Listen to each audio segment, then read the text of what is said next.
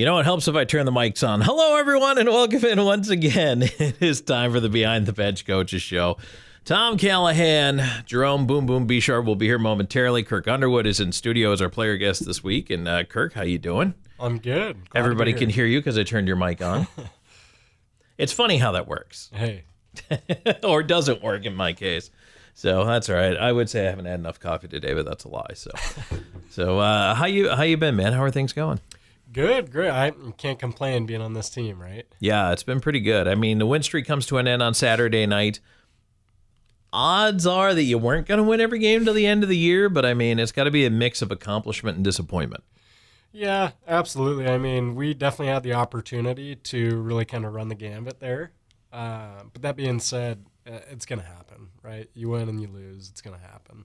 As long as we stay right where we are kind of on that track, it's all good. I'm going to talk to Boomer about his timeout call a little bit later on because we dissected that a little bit on the TV coaches show, but we've got certainly more room here to do it.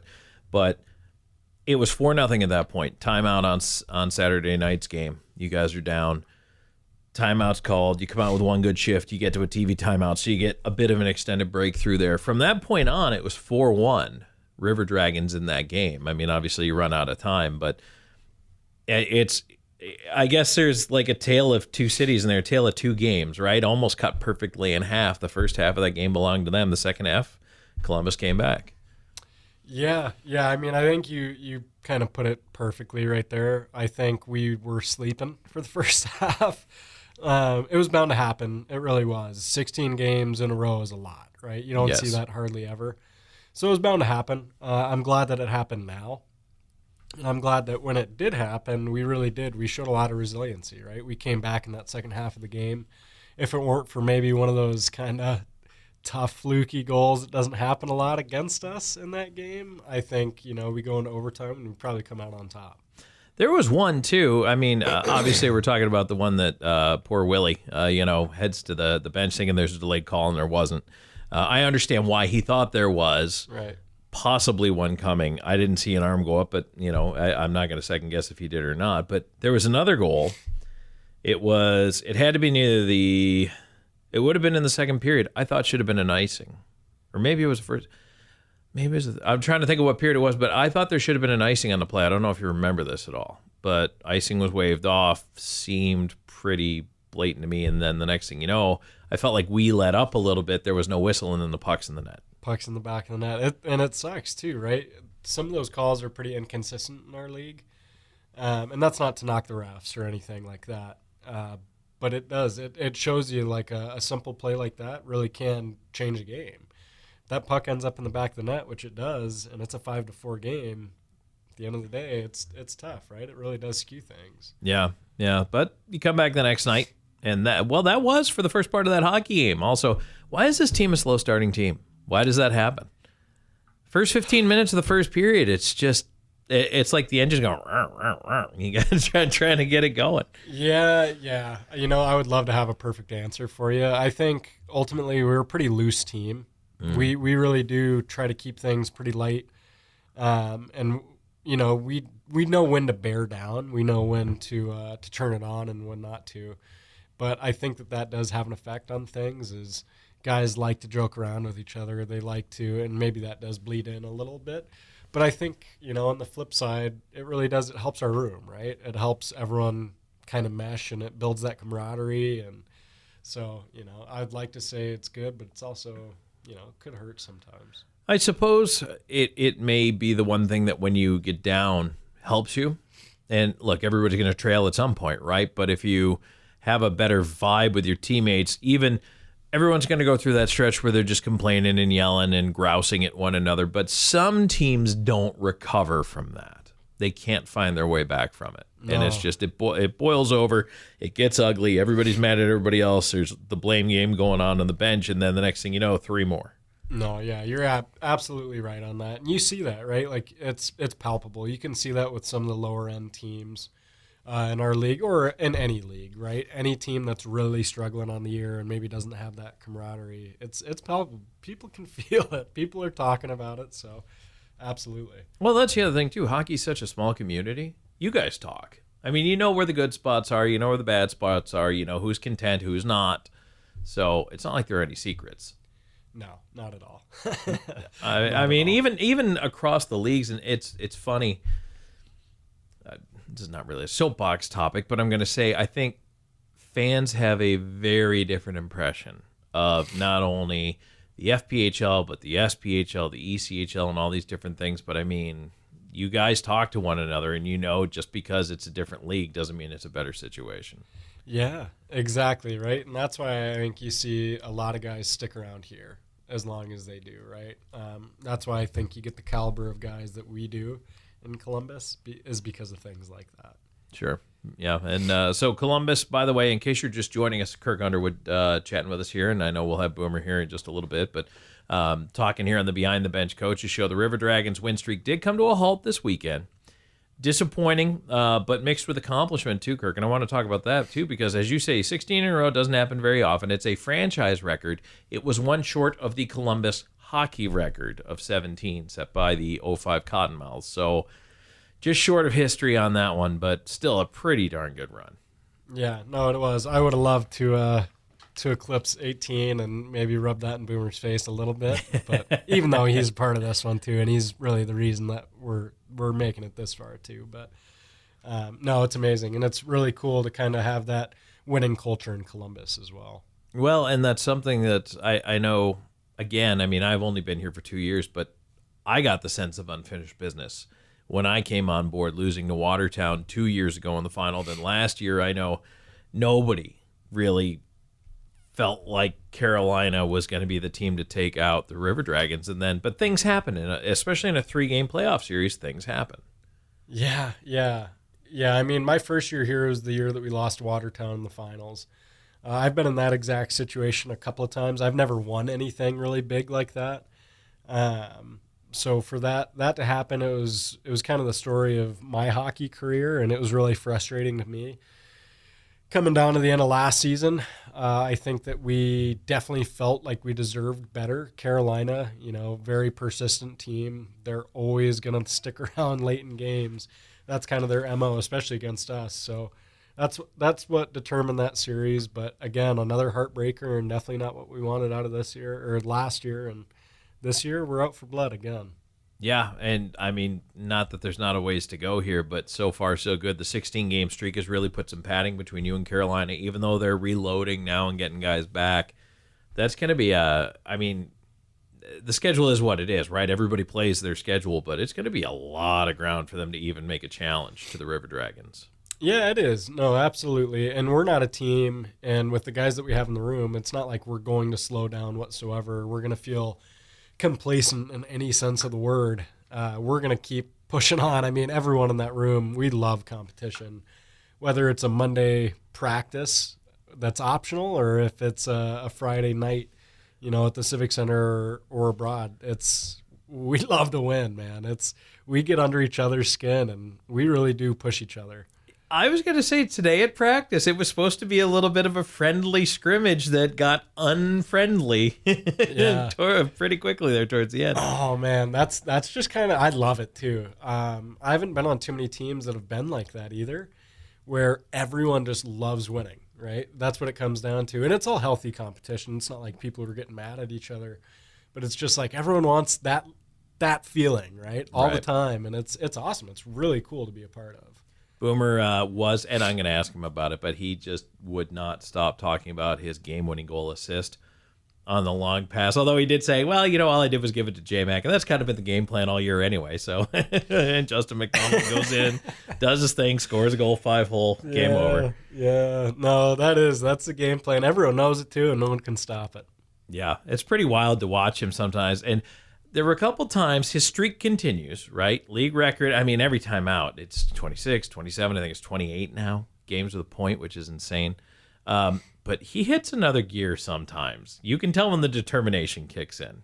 He's fun to watch. You see him, you see the puck onto his stick, and everyone's watching, right? It's not one of those times where someone's making a play and someone grabs a drink of water, right? If he has the puck on his stick, everyone is watching because they know, right? They know what he's capable of. They know that he's always capable of making a play, whether it's a pass or a shot, and it's fun to watch. There was a goal against Motor City. Storage was at like the far boards, throws the puck all the way across the ice, 70 feet across the ice to J-Mac on the far boards on the right side at the hash marks on the outside. I mean, he's on the wall. To me, it took forever for that puck to get there, and it might have taken an hour and a half for the shot to get to the net. It still goes in. And the goaltender was Babin, who's pretty athletic and is good side to side, just couldn't catch up to it. It was unbelievable to see that. And that's a testament to him, right? Like, those are those little niche parts of the game that some people, unless you've been watching hockey for a long time, don't understand, right? It's one of those things like he's like, pass is coming from X and it's coming to Y, and I got to put it right here. And he does every time. He's consistent. Yeah, it is a lot of fun to watch. So, standings real quick. I just wanted to mention that since we did talk about it. It's 29-4, 2-2-1 for the River Dragons, 95 points. Carolina's in second at 21-9, 1-4-3, 78 points. So, an 18-point gap between the two teams. I'll tell you what, why don't we take our first break, and when we come back, we will be joined by River Dragons head coach Jerome Bechard, and plus Kirk Underwood is our player guest this week, so stay tuned. There is more coming your way in just a moment. This is the Behind the Bench Coaches Show. And we are back on the Behind the Bench Coaches Show. Tom Callahan, joined by this week's player guest Kirk Underwood, who carried the show. You guys are trying to hijack it. I mean, you guys had me locked out. I mean, okay, I might have been like 1 minute tardy, but you guys, locked me out. The train waits for no one, Boom. On it or under it. I understand. What does Jeff say? And I've heard a million other people say it's like 5 minutes early is 10 minutes late. I know. I'm usually more responsible, but that's all right. Well, we're pleased that you were able to make time. Thank you guys for filling in. Yes, absolutely. So whose coach's show is it? It's the Behind the Bench Coach's show. So it could be anybody's, I guess. Yeah. It does. That hurts me a little bit more. That hurts me. That's we'll talk to Jeff about that, I guess. All right. But All right. we're glad you're here, Boom. And we were kind of talking about today's practice and how competitive it got, and of course your cross ice backhand sauce assist on the game winner. Well, it's fairly standard. Somebody my level of skill. But no, you know what? I mean, I'll be honest. I mean, when I left the rink on Sunday when we got home, I was under the impression that the guys wanted, I'm glad we skated today. I mean, but I was kind of under the impression that the old folks wanted to have today off and come back on Tuesday and start.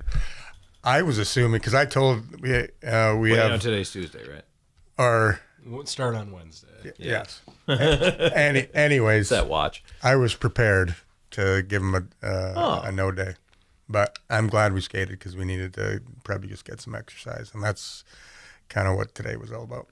And Kirk and I were talking about how competitive it gets so quickly, even though it's all in good fun, but. It's fun until somebody loses, and then it's not so much fun. Everyone's crying, and you're cheating, and this and that. And I'm like, I may or may not have, dropped my stick on a play, and it was either drop my stick or knock somebody out with a good hit, or hurt myself really bad. One of the two. So I chose to drop my stick, and might have displaced the puck and tripped somebody on a breakaway, or close to being on a breakaway. But nice. Anyways. And to be fair, you did award a penalty shot. Yeah. Apparently, that wasn't good enough, though. Hey. Look, if you get that's your best chance right there. You got to cash in on those opportunities. That's all I'm saying. No, it was very, very competitive, and it was actually probably longer than I thought. But I mean, everybody, the old guys wanted to probably call it quits about a half hour prior to that. But well, you know what though? Sometimes when you're out there, you're flying around, you're having a good time. Like the clock disappears. You're just out there having fun. Yeah. No, and I mean that's really. I mean, we needed to skate. We needed to skate and get some exercise and get a good sweat on, and then get back to work tomorrow. Absolutely. And then, we were talking about the weekend series, and, the accomplishment mixed with the disappointment. 16-game streak comes to an end on Saturday night. We talked with Kirk about his thoughts on the weekend. What are your thoughts coming out of it? Can you replay Kirky's thoughts? No, give me a synopsis. Yeah, essentially it came down to the fact that it'd be nice to win out the rest of the season. We had the opportunity to, but at the end of the day, we were probably going to do that at some point, and I'm glad that we did it now as opposed to later. Yeah, good. But and we've had That's this. good, Kirk, and here's why you're wrong. Well, no. I've had this conversation with the guys. I'm like, for the last 2 weeks, Right. Even longer. I'm like, guys, at some point we are going to stub our toe, and somebody's going to beat us. The only way that's going to happen is if we beat ourselves and or run into a hot goalie and whatever. I mean, for the most part. And, I think, but on the same token, we do have an opportunity to run the gamut and not lose another game.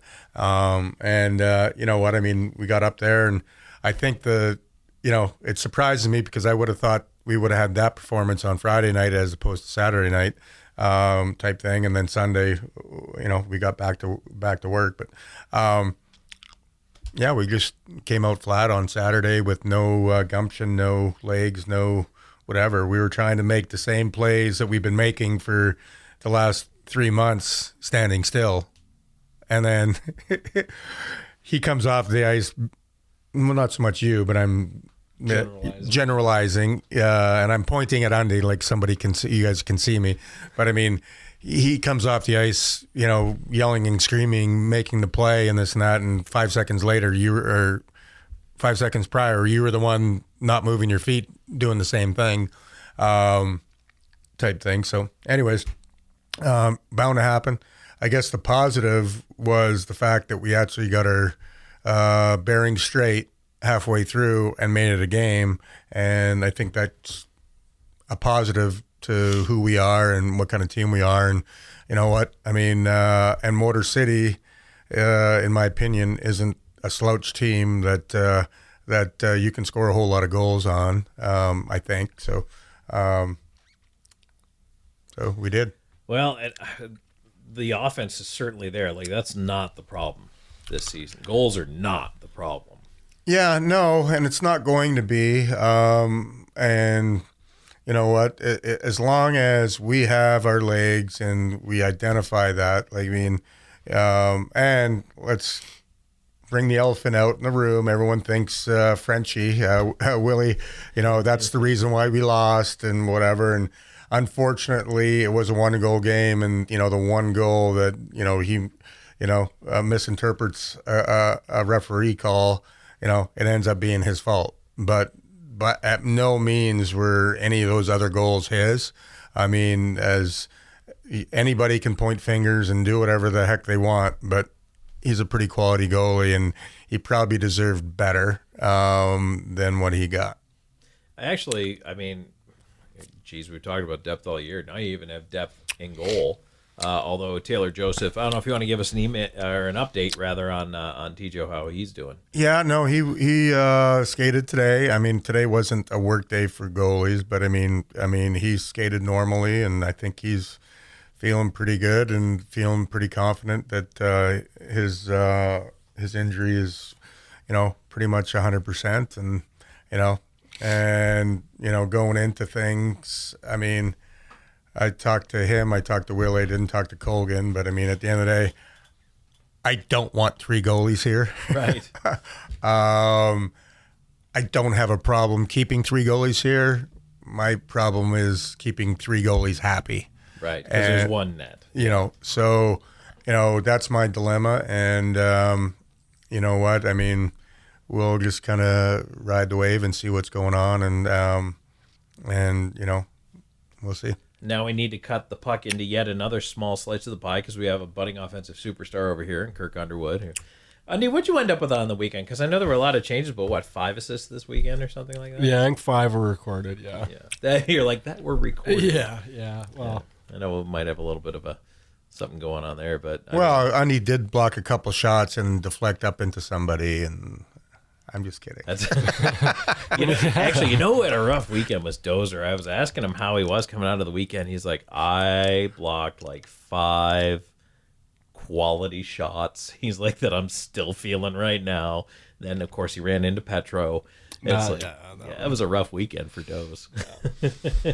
But hey, they do they hurt less when you win? I would assume so. Oh yeah. Maybe not when you're that old, but no, that's age doesn't matter, boys. Age doesn't matter. That's it. That's it. That's why Boomer was flying around to practice. The bruise just stays a little longer. That's all. Yeah, absolutely. But that's. And the point I make, the reason I bring up Dozer is because I think a lot of people wouldn't think of him as a guy who blocks shots. You know what I mean? But it's not just about the goals. It's not just about the points. Guys like that are getting in front of pucks. Well, and you know what? Dozer's a pretty smart defensive player. He doesn't. This year, especially, last year was, we were probably talking about a different player.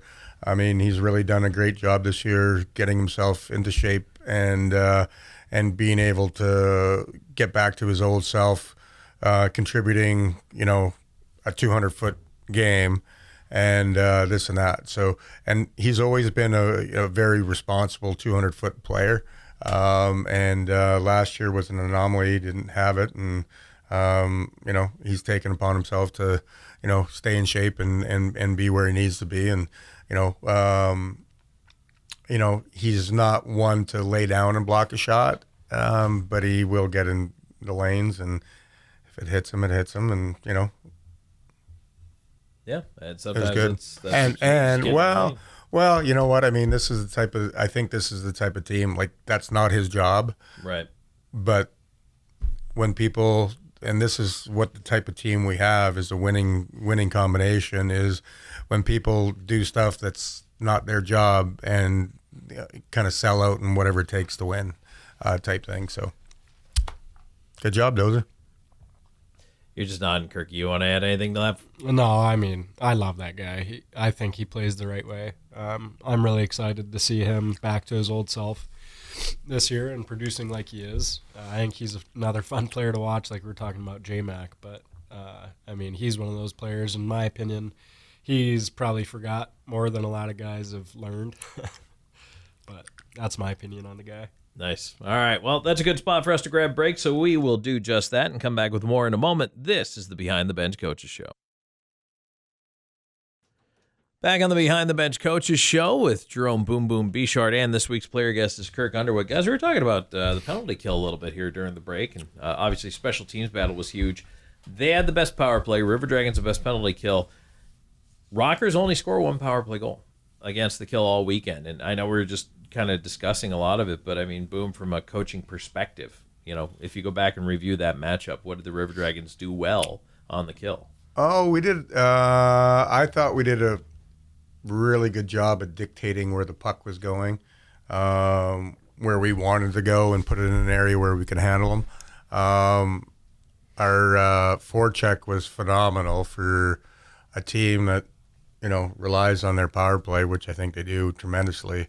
I thought we manhandled them for the most part. They have the highest percentage of goals in the power play out of anybody in the entire league. And now, mind you, they obviously have the best power play, but it was something like 30% of their goals are on the power play. We brought it down a little bit. We brought it down a little bit over the weekend. A little bit, but they didn't score a ton of goals on the other side of that either. So yeah, no, again, I thought we did a really good job killing.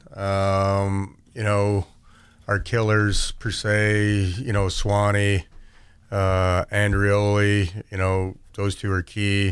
And you got Petro, Dozer, and really sprinkling Jamayoff, Storage, and Wicks. The guys have done a really good job, and I think our D are every now and then they forget to jump or don't trust or whatever that reason is to jump on that half wall. But for the most part, our play and pushing where the puck was going was pretty good. Kirky, I know. And then you throw in our goaltending either way. Right. Your best killer is always your goalie, and you can't take anything away from that. But for the most part, we did a really good job as dictating where the puck was going. Yeah, and I mean, when you're out there, like, they're moving the puck around. They were zipping the puck around at times, but they didn't seem to be generating a whole lot in the interior.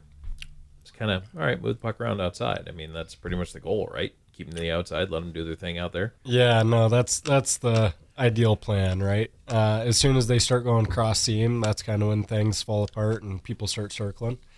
I think Boom forgot to mention me and Balks on the penalty kill. I didn't know you guys were on the penalty kill. Are you on the penalty? Oh yeah, okay. Pretty much everyone. But Yeah. no, that was just something that slipped his mind that he forgot to mention. Didn't hear him mention any defenseman, actually. There's 4 guys out there. It's all hard work. Team game. Well, no, I mean, obviously, yes. But, I mean, ultimately, killing a penalty is nothing but hard work. Stops and starts. It's not, nothing glorious, block a shot when you need to or whatever, but it's all stops and starts and hard work. Every time you start kind of turning your back and circling or something like that's when something bad happens. And again, it doesn't matter. It really doesn't matter who we put out there, especially on the back end for the most part. Shinks every now and then we'll get a little turned around a little bit, but for the most part, these guys are doing it. So I will give Balks and Undy some credit. They're as far as all round defensively, killing penalties, they're my number one unit out there as far as shutting people down. They tend to play against everybody else's number one guys. So one, you can look at it both ways. You're playing against number one guys, which most number one guys are not our team, but are kind of dogs and play one way. So, if you're a shutdown guy here and you're playing with the right people, depending on who that guy is, you should reap the rewards on the offensive side as well. And started to see that a little bit for you guys. And just look at the second period on Friday night. Yeah. All of a sudden it went from 2-0 to 8-0 in a big hurry. Right. So you got that, and you throw in, and again, Box and Undy, they don't see a whole lot of power play time. They could easily be on the power play and keep things simple. And, it's tough to, change kind of what's working. Sometimes that second unit, which would be yours, I could flip a coin and be the same. It is nice, though, to have that. Well, it is nice. Somebody gets hurt, and then, I don't know if the boys will listen to this, but or not. But, I mean, you flip a coin, and it could be Undy and Box. And if I did that, it would probably have a little disruption in some mindset on some other guys. So at some point, it's not worth it. Yeah. Right. Man. So, if we weren't having any success whatsoever, then, whatever. But, I mean, I think, whether it's you and or Shinks and Schlotz, I think that other unit is starting to get what they need to do. Like, I mean, it's not one, again, the power play, we're not Ovechkin. We're not this and that. It's not one guy. It's, it's 5 guys working symbiotically to create that opportunity, and it's these guys trying to figure out, where that opportunity is and who's that shooter, and to me, there's 5 shooters on the ice at the same time, and everyone's got to be ready for it all the time. And we tend to get on that unit, kind of tunnel vision on 1 or 2 guys, and that's somewhat the issue. It's and I mean, you talk about the power play has been doing pretty well. Obviously, the penalty kill is where we started this conversation, been doing pretty well. But special teams all the way around, and for this River Dragons team to be where they are in the special teams war, I mean that not only takes the talent and the hard work, but I mean a lot of it has to be you can't have 5 guys out there on a power play just doing whatever they want to do. We've seen that a couple times where guys just want to freewheel, and all of a sudden, the defensemen are trying to run down the wall and everything. And if you don't stick to the plan, it's not going to work. Am Am I preaching to the choir? You're both looking at me like we know this. But I mean, it's fair. It's common sense, and sometimes we don't have a whole lot of common sense out there. Yeah. No, we've seen it a few times. The phrase "riverboat gambler" has gone through my mind once or twice. We don't have any of those. We don't have any of those guys on our team. No, not at all. Not at all. We'll just leave it at that, Tom. Okay. Welcome to Boomer's Eyebrow, which is now on radio. And if you're getting the eyebrow from Boomer, you know where you're at here. So we're just having a good time with this one. It's a Behind the Bench Coach show. I'll tell you what, guys, why don't we take another break? And we're going to come back, talk a little bit more about Mississippi coming up this weekend, and then a little bit of a scheduling quirk for the River Dragons, where they're only playing one game this weekend, and then we're back home after a pair back again in Mississippi on the road, March 8th coming up. And I got to let Kirk talk a little bit about that, because we do have some big-time group nights coming up. So stay tuned. There's more coming your way. This is the Behind the Bench Coaches Show. Welcome back on the Behind the Bench Coaches Show. Tom Callahan here with you. This week's player guest is Kirk Underwood, and, of course, River Dragons head coach Jerome Bechard. And the River Dragons, only one game, guys, on the weekend. It's a little odd, Friday night in Mississippi, so we're in the Central Time Zone anyway. But, Kirk, how do you feel about that? You've got one on a Friday, and then you might actually have a bit of a weekend. It's rare. It is. It's rare. It's really nice. It's nice to kind of get a little break, especially at this point in the season. After playing a 3-3 too, it's nice to have just one game with the travel on top of that.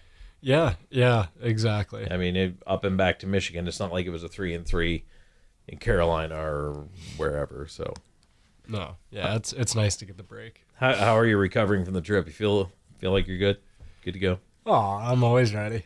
Nice. Get a good sleep on the bus. Boom disappeared to the back there. And did you win some cards? You guys playing cards? Yeah, I played some Snarples. Didn't have any success. Lots of memories though. Nice. Yeah. See, that's the way to do it. So I do enjoy Snarps. I'm not very good at it, but I have fun playing it. So that's always a good time. A lot of movement continuing here with a lot of the teams, and I just pulled up the transaction page just to see if anything fun jumped out at me, but. Man, I tell you what, Blue Ridge, the Zydeco, and the Seawolves all making a lot of moves right now. What they got going on? There's just a lot of things. So the Bobcats just released a couple more guys on waivers. They released Sazanovitz and Babenko, and they just signed Babenko again like a week or two ago. Ivanov is back from IR. And then we had earlier in the week, Jackson Bohan signed a 4-game PTO with the Bobcats as well. Then they had the trade. This was kind of an interesting one, I thought, because the Hussey brothers kind of didn't want to be in Baton Rouge anymore. And so then they went out, and Greg pinballed through Elmira to Carolina now, so he's playing goal for Carolina. But now another one comes through where Montanak has been traded to the Seawolves for Brendan Hussey after he went to the Mississippi Seawolves. Now he's with Blue Ridge. So it's kind of interesting, especially, I mean, the Zydeco made a bunch of moves earlier, but man. I think Winston-Salem's getting Cavallari back. He just got away from the SPHL from Peoria, so I'd imagine he's there. The Huskies will end up together. Yeah. That's that's interesting because you got one in Blue Ridge, one in Carolina. I guess they're close. They'll end up playing together. Yeah. They really haven't not played together since they've been playing pro. Interesting. Yeah, they go everywhere together. I think they're pretty well packaged. Their package deal? Yeah. That's. Who's in Winston-Salem, though, now? Goalie without Cavallari. Who was there? It was Hussey, and then, Frankie was traded out of there. Who was their other goaltender? I have to look that one up. But, I mean, just a lot of movement.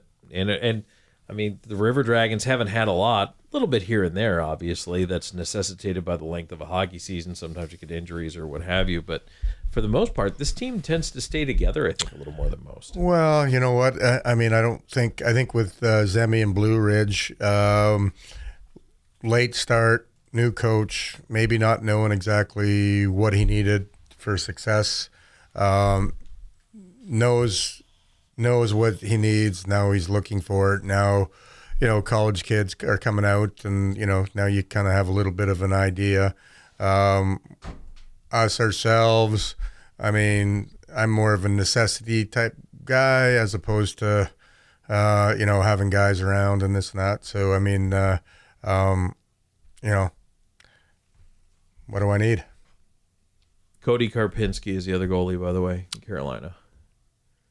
So, okay, see you later, Cody. Yeah, so... sorry, Carps. I would like to think that's probably coming down the stretch type thing, but you never know. Yeah. You never know. But yeah, you can see that, and just in time for us to, get a hold of Cavalieri and, put some numbers up on him. There you go. That's and that's it. It doesn't matter who's over there, right? I mean, we've heard amazing things about what's going on with that. Thanks, Dave. Dave Arwood sticking his head in there and letting us know. You know what? It's interesting because, I mean, you look at, and it's funny. I mean, Motor City, they always talk about how good Babin is. I don't think we've ever had a problem with Trevor Babin. He's an athletic goaltender, makes some amazing saves, but also, is human, let's say, at times. We've run into him a couple of times where he's been pretty hot. That kid can steal some games, but at the end of the day, we have a couple of goalies that can too, right? Sure. And that's got to give you guys a ton of confidence playing him, no matter who you're playing in front of. Well, I mean, I think if, and this might be some homework for you, Tom. Okay. See what our numbers are against Babin over the last couple of years. Like, he's been there for 2 years, right? I mean, he was in Delaware before, or where was he? Yeah. So maybe see what our numbers are against, the kid wonder, they call him. Okay. And, I'd like to think we've always kind of had his number as opposed to him having. Well, he certainly did this weekend. Yeah. Certainly did this weekend. Well, but if you look at last year, I mean, I don't know. Again, I'd have to look at the numbers. I mean, did we lose to Motor City last year up there during the regular season? I think we did. Yep, I think we did lose one up there. Anyways, I mean, Yeah. And then look at Delaware. I mean, anyways, I think he's a goalie that's usually, I think the more shots he gets, the better he is, type thing. Delaware is seared into my brain just for that location. Right. Walking over top of the penalty box where they had that little platform for the broadcast. Seared into my brain too, Tom. Oh my goodness. Why? What happened there, Kirk? Yeah. For those of you who don't know, that was quite the ride home for Kirk last year. Yeah. So all the way home with a broken arm, and man, that was an adventure. It's just another chapter for the book, Kirk. Didn't you fly home? Yeah, with you, yeah. With a broken arm. Yeah. And then they brought you here to set it. Yeah, no, it didn't get set until 24 hours later. Yeah, that's not how that's supposed to work. Yeah. So, man, that was, it's a little different league now. But then again, you never know who's going to be here, who's going to come back. I mean, I don't want to start rumors or scuttlebutt on the show, but I know there is always talk of maybe bringing in more teams and expanding it, which is not the worst thing as long as they're viable. I don't mind, a little more competition in the league. Yeah, no, I mean, and with that said, I think, guys have to do a good job as far as making good hires as good quality coaches and, have them do their job to, don't rely on expansion drafts. Yeah. You rely on an expansion draft, you're getting the bottom half of everybody's team, which, our bottom half is a top half on everyone else's teams type thing or whatever. But I don't think, if you're counting on, putting a quality team together with an expansion draft, I don't think that's going to cut it. Yeah. And beyond that, I mean, people don't recognize the groundwork. And I know, Kirk, we're going to talk ticket sales in our next segment here and all that fun stuff, but there's a lot that goes into it. It is selling tickets. It is selling dasher boards. It is getting out in the community. It is building that fan base through other things than playing hockey games. Yeah. Well, I guess depending on where that expansion is and what kind of, if it's had hockey or if it hasn't had hockey or what type of exposure you're doing already, anyways. I.e. Baton Rouge. Baton Rouge is hungry. They haven't had hockey in, 20 years, whatever, type thing. So anyways, they're hungry for it. people are looking for type thing or whatever. So, just making sure that you're doing things right and doing it in a timely manner. Yeah. And do you foresee a day, either one of you, maybe where the leagues at this level all kind of become one? Absolutely not. No. Too many different mindsets. Being somewhat involved in the SPHL, putting it together, and then not putting this league together, but being a part of it, and having two different business models at the same level, but two different totally ideas. Same markets or same geographical somewhat markets or whatever, but totally two different mindsets on how to do things. Interesting. All right. Well, Boom, before we let you go, you have any parting shots for us, thoughts? No, I just like to congratulate Kirk Underwood for his 5 assists the other night. I mean, well-deserved, Here we go. No, I mean, hey, we lost one, stubbed her toe, start another one. Let's roll. Well, that's just it. Sometimes you need to get that little punch to wake you up a little bit. Yeah, right? No, we need that punch in the face to, kind of just get us mean again. There you go. Sounds good to me. Let's do it. All right, we'll take one more break and be back to wrap things up. Stay tuned. There's more coming your way on the Behind the Bench Coaches Show. All right, and we are back to wrap things up here on the Behind the Bench Coaches Show. Tom Callahan, our thanks as always to head coach Jerome Bechard as he heads out for the evening. Kirk Underwood still with us here, and Kirk, been doing a bunch of sales. We got a couple of new sales reps working in the office, and so if folks are getting phone calls, don't hang up if it just happens to be your favorite river dragon that's calling you. But you guys are out there plugging away. Tell us what's going on. Yeah, we have 9 home games left, I believe if I counted correctly. And we are trying to pack out the Civic Center the best we can. We have some great promotions for those nights coming up. A few coming up are Sensory Safe Night, Faith and Family, and then Outdoors Night. We're doing a lot of really cool things, right? A lot of really cool opportunities for people to kind of come and enjoy hockey, but also kind of experience some different things that might cater to them as well. I do want to point out that Faith and Family Night, which is March 16th, and Fan Appreciation Night, April 13th, are both family 4-pack nights. So if you're saying, well, Tom, that's great. I don't have 10 people for a group. And while the discount's nice, it's like, well, the family 4-pack is there too. So sponsored by our sister station, Kissin' 99.3 and Chick-fil-A. It is for your $40, 4 tickets to a game, which right there is a deal. But then you get 4 hot dogs, 4 Pepsi products, 4 popcorn, 4 Chick-fil-A coupons, all for $40, only through the River Dragons office, which is a fantastic deal. So we have a lot of ways to get people in. But all right, Kirk, I call you, you call me, whatever it is, my association or my bachelor party or my guys down at work. I get 10 or more together. Now what? Now, that's really the thing, right, is come out and experience something in Columbus that you're not going to experience anywhere else in this city, right? And that's watching us beat up on each other. But either way, right, it's bringing 10 people out to a game. We have a lot of different options on tickets, whether you guys want to sit together in the stands in our upper section and spend $10 on a ticket, whether you want to spend a little bit more and spend $12 on a ticket and get a little bit closer to the ice, whether you want to sit in a party pit right on the glass or in a suite, right? There's a lot of options for you. So tell me, we talk about suites, and I think a lot of people have the idea of the concept of a suite, but what is a party pit? Yeah, so a party pit, it's just kind of something that we gave the name to, but it's a nice little pit-like area down by the glass where you guys can stand or sit, but it's a nice little kind of sectioned off area for your party to get to experience hockey right on the glass. We have one in 3 of the corners of the rink. I mean, you are right there, like right there, inches from the play. You can basically smell the sweat on the jerseys. I don't know if that's a good thing or not. Yeah, exactly. So you're right down there, and I mean, I've seen a couple of birthday parties down there, and little kids seem to absolutely love that because there's all the crashing and banging and all the excitement. And the other thing is too is if you've been to a game, maybe you've sat up a little higher. I don't think you understand how fast it is until you're at that level. Yeah, right. You get to experience everything in real time right there, kind of at our eye level.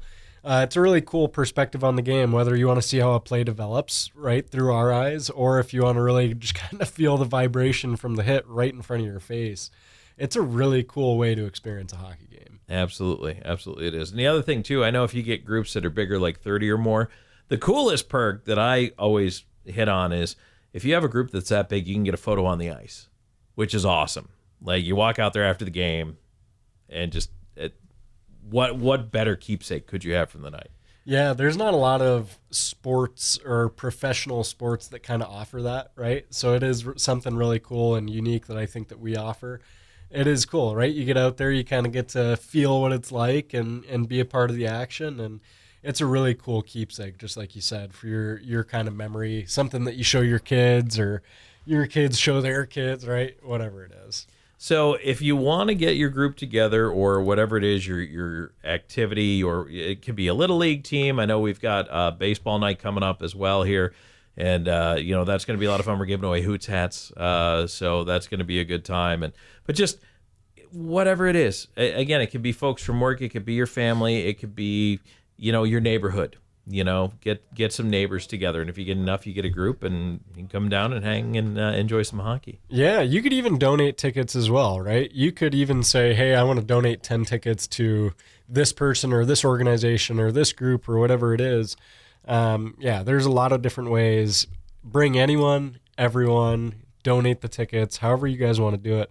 We do this so that you guys can save a little bit of money and enjoy a great experience in Columbus with your friends. How do people get in touch with you? Yeah, so you can reach me at my email, which is Kirk, KIRKU, at ignitesportsusa.com, or you can reach me by phone at 720-975-5306. We got to get you an easier to remember phone number. I know. I need that 706 area code. I think a lot of people hang up on me because they see that and they're like, this guy's trying to sell them something, which you're not wrong. But it's a cool experience. I'll tell you that for free. You're going to want to have that conversation. Yes, absolutely. So, all right. Well, Undy, great job on and off the ice. We appreciate you coming in. Thank you for having me. I appreciate it. All right. So this Friday night, we're on the road to Mississippi, and then off Saturday, Sunday, back at it again Wednesday, Thursday at Mississippi. The next home game is March 8th against the Carolina Thunderbirds, 7:35 start. Come on out and join us if you want a group.